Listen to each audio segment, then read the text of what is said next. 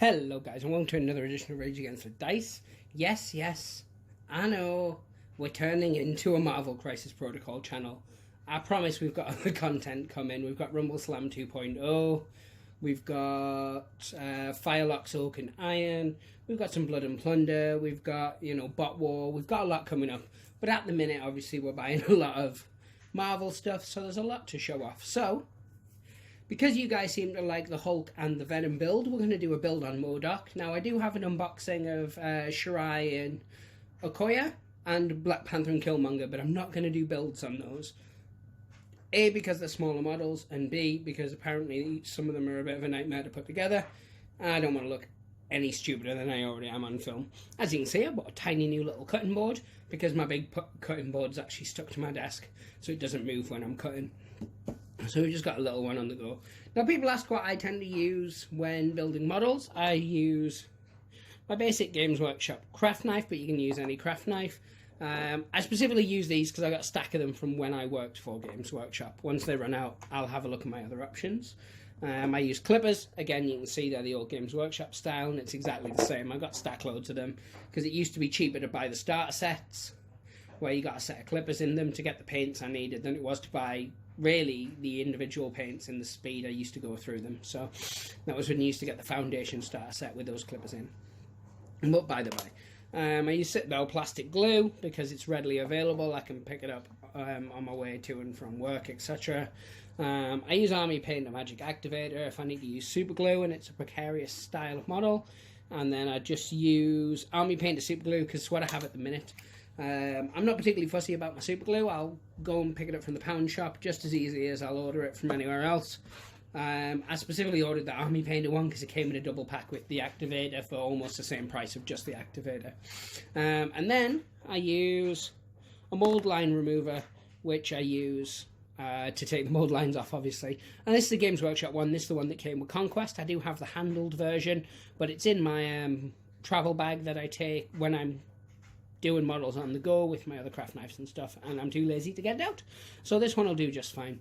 Now, a couple of people have asked with regards to when I do the builds, sometimes I'll leave some of the flashing bits and I clean them up at the end. That's not my standard. What I normally do is I'll clean each bit individually, glue it together, and then give it a once-over. But for the speed on these builds, I don't do all that bit because it's a bit boring on camera. So yeah, that's why sometimes I'll just glue it together and then I'll clean it up at the end. I will, of course, cut off any bits of flash that are going to interfere with the actual build itself. Now that's out the way and I've waffled on, let's have a look at M.o.d.o.k. Now, let's flip him over and have a look at the back. And as you can see, M.o.d.o.k. with one of his famous lines. I'm not going to do the impression because I'm not as good as Sparks at it. But next time, when we film our first game using M.o.d.o.k, I'll get him to do his impression. It's pretty tight. But, simpletons, bow to the superior will of M.o.d.o.k. Now, M.o.d.o.k's derpy beyond belief. Look at that. It's a gorgeous, gorgeous model. It captures the feel of M.o.d.o.k so perfectly. Let's bust him open. We'll have a look inside. We'll do as we always do. We'll have a look at the cards that come with him. And then, as I said, we'll go into a separate build. So, Bosch. Box itself goes to recycling, because I'm a good person-ish. The little flat bit of card that stops the cards from bending. Now, I know it's just a stupid thing, but I really like that. The fact that they go to that extra effort, because so many times I've bought miniatures where the cards are bent or they're twisted, etc. And it really annoys me, so I think it's a really nice little extra touch. I'm not saying necessarily that's in itself is worth the prices of these models, because I will confess they are on the more expensive side. And I fear that's one of the issues with doing it in plastic instead of a metal or a resin. Trust me, I definitely appreciate them being in plastic, but I also understand that they cost a little more because of it. Because when you make in plastic, the thing to remember is you've got to make the mould, and the mould's what costs the money. And so things like Games Workshop, when they're making their moulds for, say, a group of tactical Space Marines, they know they're going to sell a lot of tactical Space Marines, and so it's very cost effective. But for single characters, it's a lot less cost effective, so you have to charge more for them. And you'll see that across the board with Games Workshop and a lot of other products, if they're using this kind of proper plastic, not the kind of weird resiny plastics or anything like that Privateer Press use, that I'm really not a fan of. But anyway, I digress. the models are expensive. I'm not saying they're not. There's reasons for that. And I mean, not all those reasons are necessarily justified, but there you go. So the first thing we're going to do, while I get off my soapbox, is have a look at this particular mission. Can you see it there? So it's called Alien Ship Crashes in Downtown. And it's an extraction, as you can see from the red, and from around there where it says extraction. It's 20 points, or 20 power. So that's, if you pick this, that's how many points or power of models you can take. Means you can have a bigger force. It's a really fun mission to play as well. So, place 3 rubble piles, or target of opportunities, as shown on map C. Players score 2 victory points if a character they control is holding the core during the cleanup phase. Pretty impressive. To interact with the rubble pile, roll 2 dice. If either is an exclamation mark or a critical, that character picks up the Kree power core, which is an asset, and removes all rubble pile tokens from the battlefield. So you've essentially found it. So there's only one. And interact with the Kree power core. You pick up the core. A character holding the core cannot perform more than 1 move per turn. When a character ends its activation while holding the core, it suffers 1 damage if it did not make an attack that activation. So it's obviously you're scoring the victory points, but there's potential downside to it, and it's a red, as we said before, and that's going to go on my pile quite nicely. So it comes with 3 cards. I'll show you the other side because it's far prettier. Recalibration Matrix, AIM lackeys, or AIM lackeys, and Psychic Fortress. So let's have a look at each of those. Try not to knock my tripod over, because for a small guy, I seem to take up a lot of space. So Recalibration Matrix, as you can see here, is unaffiliated and it's a reactive. When an allied character is attacking or defending, before you calculate success or failures, at the end of the modified dice step of the attack, spend 3 power to play this card. The attacking and defending characters reroll all of their attack and defense dice. So it can be pretty good, especially if you're looking and you got some real stinkers and they've got nothing but gold. But yeah, it's unaffiliated, which is good. Meaning you can see it pop up in a lot of different decks. Then the AIM lackeys, so unaffiliated again. It's an active. M.o.d.o.k may spend 3 power to play this card. Choose another allied character. That character may perform a move action as an additional action during its next activation this round. So, good for getting people to objectives, good for getting them out of trouble. Yeah, a really decent little card, 3 power. And then the final one is a Psychic Fortress. M.o.d.o.k may spend 3 power to play this card. M.o.d.o.k gains cover this round. Allied characters gain cover while within 4 of M.o.d.o.k this round as well. So that's pretty good. It's a nice little bubble there. And again, it's unaffiliated and active. I couldn't remember if I said it, so I thought I might as well just drop it in a second time there. So yeah, there's some really, really nice cards. I'm really liking the flavour of these cards. Obviously, some of them, as you can see, have like M.o.d.o.k or Hulk, etc. written on them. So with those, you have to use them as what they are. You can't... You'll have to have M.o.d.o.k in there to be using it, but with some of the others, they can be taken in any, which means you could see like some of the M.o.d.o.k cards popping up in an Avengers list or anything like that. I think it's really good. As always, the tokens are the tokens. They're really cool. You get a couple of extra damage ones, a couple of power ones. You get some more little Hydra ones there, and then of course you've got the Kree power core and the rubble. So it's really cool. Good quality as always. We're not going to spend too long on that. Next thing we're going to do, however, is look at M.o.d.o.k's card itself, because apparently you guys are really enjoying that. So let's get down in. So here he is. This is M.o.d.o.k's card, and as you can see there, George Tarleton, M.o.d.o.k. He starts with 10 stamina, so he's a beast on the go, but you'd expect it. He moves small. He's a size 4 model, much like the Hulk, and that is something we did reference, I think, in my Venom video, that M.o.d.o.k was the only other size 4 model that's currently released. If I'm wrong, and because I think I own everything that's been released so far, but if I'm wrong, pop it in the comments below, but I'm pretty sure I'm not. Anyway, costs 5 power, or 5 points. Now, defense-wise, he's got 2 for physical, 3 for psychic, 3 for energy, and 3 for mystic. So his defense is about even. It's not brilliant. It's not, crap. But obviously he has other things, so let's have a look. This is his healthy side, in case I hadn't already said that. So his first attack is a mystic attack, and I think, again, he's the only model that's currently released that has a mystic attack. Once again, could be wrong, but I'm sure that's the case. It's called a Psionic Blast. It's got a range of 4 and it rolls 6 dice, so it's not messing around. It's free to cast, of course, as a lot of the... free to do, as a lot of the starting moves are.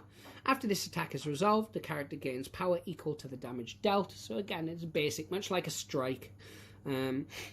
However, it does have a wild, which is sap power. Before damage is dealt, the target character loses 1 power for each wild in the attacking roll, and this character gains that amount of power. So I'm pretty sure the Cosmic Cube does something like that as well.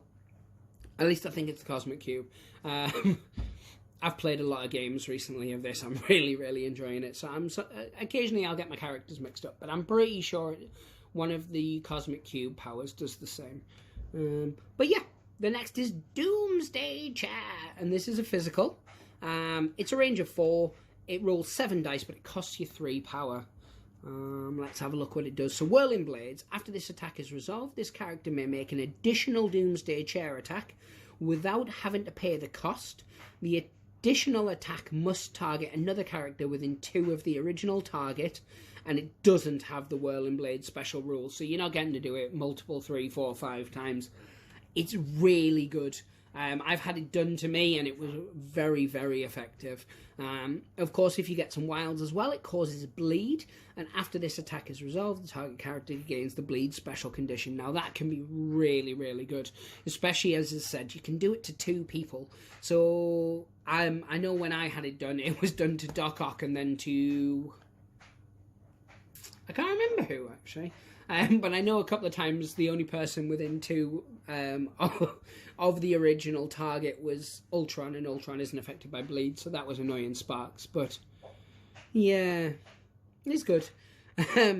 Yeah, so then we'll have a look at the superpowers, which is bow to the will of m.o.d.o.k. Choose an enemy character within 3. Advance that character small. A character can be affected by this superpower only once per turn. One thing I've noticed about that, obviously it's 2 power. It's very similar to a lot of the other ones, but yeah, it's really good. And obviously you can get a character thereabouts. So that's what I was about to say anyway. So you'll notice that a lot of the powers are very similar, but of course they're themed to be named after that character. But they also have very slight differences, like maybe one will cost a little bit less, or one will cost a bit more, but change the move distance. So it is, I think it's one of those games that is really important to at least have a look at everybody else's cards so you know what they can do. But yeah, it is interesting, because obviously we've seen other characters that have a very similar skill to bow to the will of m.o.d.o.k, if not exactly the same, but named something that would fit their character. So yes, the game is very thematic, and it does fit, but you will notice some of the same powers cropping up 2 or 3 times. That, as I said, is brilliant because it's very themed. It does have the problem that, whereas, say, in every game everybody has just stealth, every character who has stealth all works the same. This might have 4 different moves that all work the same but all have different names. It means you're having to learn each of those. That being said, when you're playing it, you're only using a smaller roster against a smaller roster, so it shouldn't be an issue. But that was just my little tangent. Yes, so the next one's called Imbecile. All the world is a weapon to m.o.d.o.k. So choose an interactive terrain feature of size 3 or less within 3 and throw it large. This superpower can only be used once per turn, and it costs you 2. So that's interesting. So that says this superpower can only be used once per turn, and this says a character can only be affected by a superpower only once per turn. So that, to me, and I may be reading it wrong, and if it's been clarificationized, especially in the Facebook group, let me know. But I'm pretty sure that means you could essentially do that to everybody, but only once. Like I said, that's how it reads to me. I could have got it wrong, or it could have been clarified. And we'd have to wait. As I said, the Facebook group's really good because Atomic Mass actually take the time to come on there and answer questions. It does mean that there's not like a definitive FAQ that I've seen anyway so far that's dotting around where people can check and go, oh, that question's been asked. But I'm guessing because the game's only 3 months old, that's going to come out in time. Yeah, so not the end of the world. And the next one's called P-Brain. M.o.d.o.k's Genius is Infinite. So I absolutely love the name of all 3 of these skills, but this one's my favourite. After this character rolls attack or defense dice, it may spend any amount of power to use this superpower. For each power spent, this character may re-roll one of its own attack or defense dice, and then as you can see, it's a power X, because it's purely based on whatever. But yeah, and then Psionic Force Field, which is a reactive skill. When defending against an attack, this character changes wild results to it in the attack roll to blanks. So that's really, really interesting. That can really devastate a good attack as well. I find just throwing stuff at M.o.d.o.k works. It just works so much better. But yeah, so that's M.o.d.o.k healthy. Should we flip him over? I think we should.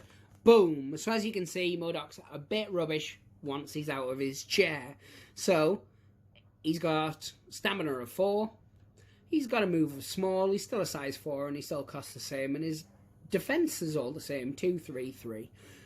He still has Psionic Blast and he still has Doomsday Chair. He still has Bow to the Will of M.o.d.o.k. He has Imbecile and he has P-Brain. But as you may have noticed, he loses his Psionic Force Field because that's equipped to his chair, one would assume.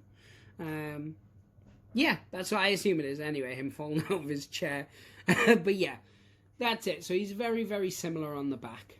It's just that he loses, as I said, that one skill, and he goes severely down. So he has a total stamina of 14, so he's certainly no putz. And he's definitely going to be hard to take out. But as I said, if you just lob stuff at him, then it's he's rolling dodges, as opposed, and he's only rolling 2 dice, as opposed to the alternative, which of course is him turning all your wilds to blanks. So yeah, it's a good card. What we'll do now is we'll have a look at the sprue, and then after that, as you know, we'll do a build and we'll look at the finished product. So give me a second to take the sprue out of its little wrapper. It comes on a big base, so that'll be exciting.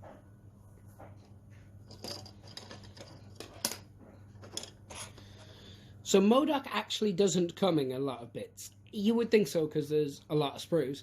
But it's actually because these parts are so chunky big, as you would expect from M.o.d.o.k.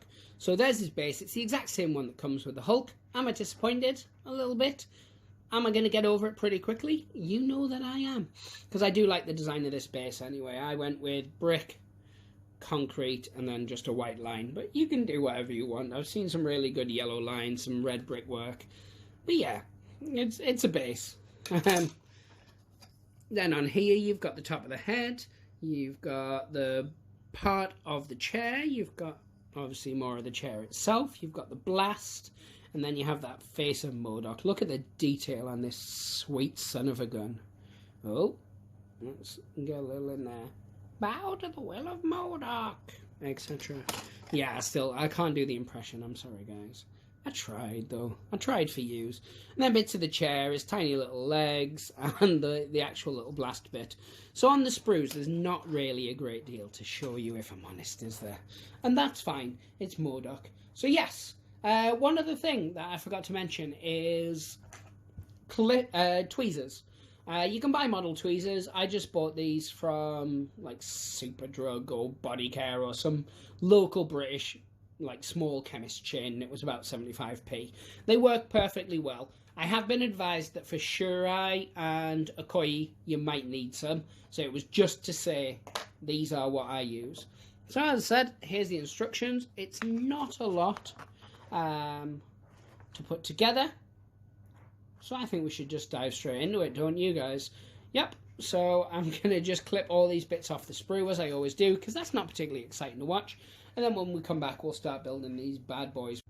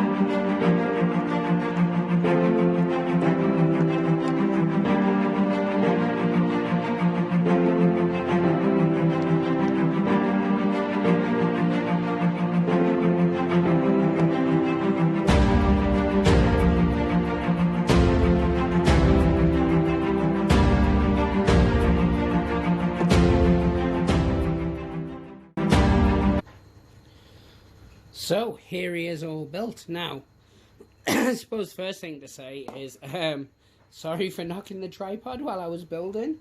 And secondly, I do also apologise for my hands getting in the way at times. This is still new to me, teaching myself to kind of build models with my hands on the side instead of like being up above where I would normally do it.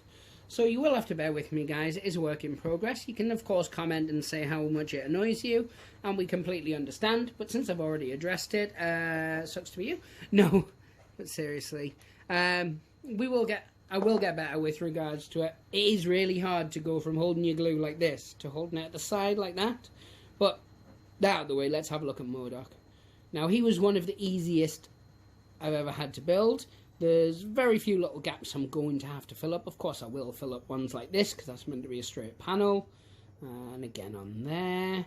A few little bits that I could clean up with a bit more. But other than that, I'm really, really impressed with him. He's a gorgeous little model. He is one of the more expensive ones, of course, because he's a larger model. But he does come with mission cards. He comes with other special cards. He comes with all the tokens. He's definitely worth it if you're into this. In-game, he's an absolute beast. And look at that face. How could you not love that face? But yeah, guys, so hopefully you're still enjoying these Marvel builds. We're definitely going to do some more builds, especially when we get to the next wave. So your likes of Groot, I definitely want to build on camera. Probably build Star-Lord. A couple of the others like Thor, Loki. Yeah, it'll all depend really. If you guys give us the likes and you give us the comments, then we're probably going to do more of them. If not, we'll just do standard unboxings, and that's absolutely fine as long as, you know, it's something that's interesting to you guys.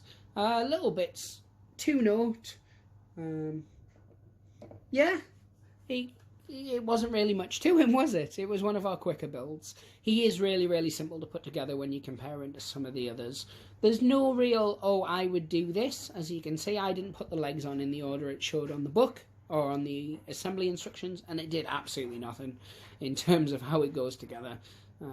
Two back bits, face goes on, arms and legs in any order you like, stick the bottom bit on, glue him to his base. He's pretty cool. I'm a really big fan of him. But anyway, yeah, guys, give us a like, give us a subscribe, let us know how you're getting on with Marvel Crisis Protocol thus far. I've heard a lot of people obviously saying they're not getting into it till the X-Men come in, and they're not getting into it till X character comes in, which is all very, very well, and I completely understand that. That being said, think about it from Atomic Mass's point of view. If people aren't buying the stuff that they've already got out, why would they be then putting out more stuff? So, you know, support your game, and not just this game, but with all the games you play. You know, if you want to play Bot Wars, and you've already got models that are perfectly good for it, spend the £4 or £5 or $10 or whatever currency you are. Spend that extra couple of quid to buy the PDF rulebook. Same with Crisis Protocol. The rules are free. Spend the extra time to buy the dice. You know, support your local games. Support the games you're interested in. It's cool when we get given a free PDF from our friends, which has the rules to a game on. Cool, by all means. But for the extra 10 quid that could go to the company that's making the game that you love, it's worth it.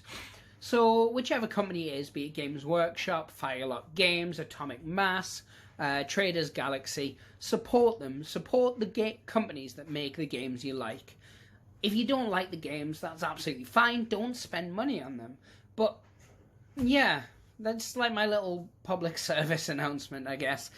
Support your local stores. Support the companies that make the games you like. If you don't like the games, don't play them. Don't continue to buy the models and bitch about the models.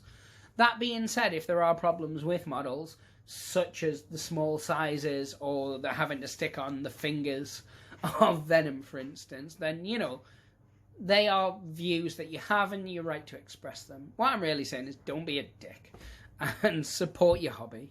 But yeah, guys, I'm going to stop ranting now, but I really like this m.o.d.o.k model. You take care. Pray the dice gods hope they smile upon you. Bye now.